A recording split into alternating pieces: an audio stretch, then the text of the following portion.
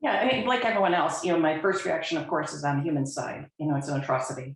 But as as the leader of our organization and with all the companies that we represent, it also means that we're going to further really have some messed up supply chains. And before this invasion or war, we already had ships that were all messed up. We have a cargo issue around the world. We have containers that aren't in the right places. We've had so much disruption in supply chain, and this is only going to disrupt it further.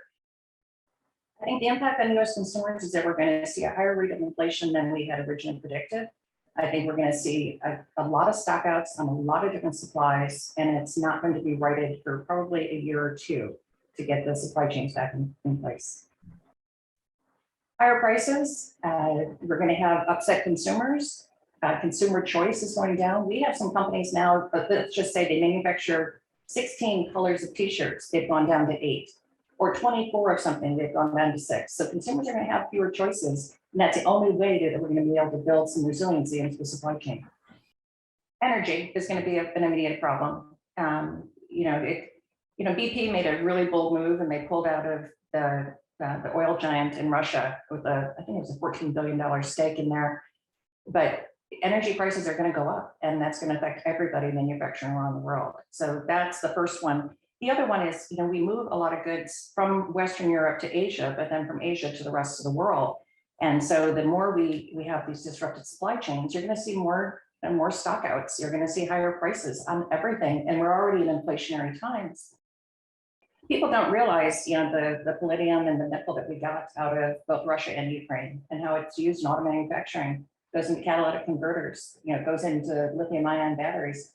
And that's the major supply source is Ukraine and Russia, and those two minerals, and they're being depleted. And so if we're not going to be able to get to those, that's going to hurt a lot of other industries as well.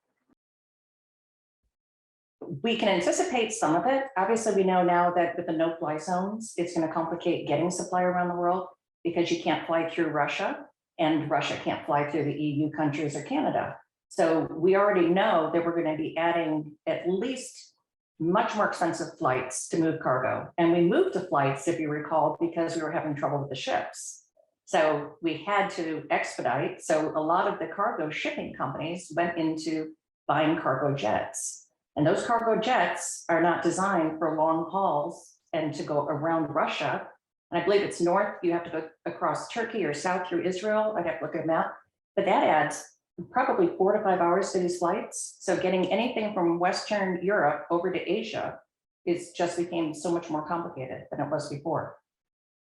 I used to always preach zero inventory, just-in-time delivery. You never wanted anything to be stocked up because it would either go bad, or it could go out of service, or become obsolete.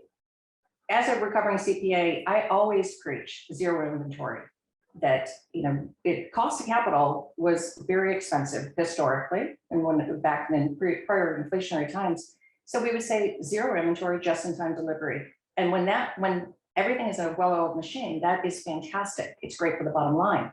But right now, a lot of these companies gave up warehouse space. That was one of the first assets that we would try and relieve ourselves of, is warehouse space that we were no longer using. Have half-used warehouse, and we'd start consolidating into fewer and fewer warehouses. Well, now we're going to go back into inventories. We need warehouse space. We don't have a lot of trained warehouse people. We haven't automated any of these older warehouses, so that they use fewer humans and more robotics. So at this time, if you don't want to have a stock out, you have to start keeping inventories. And that's going to be difficult for a lot of these companies to go backward in their thinking.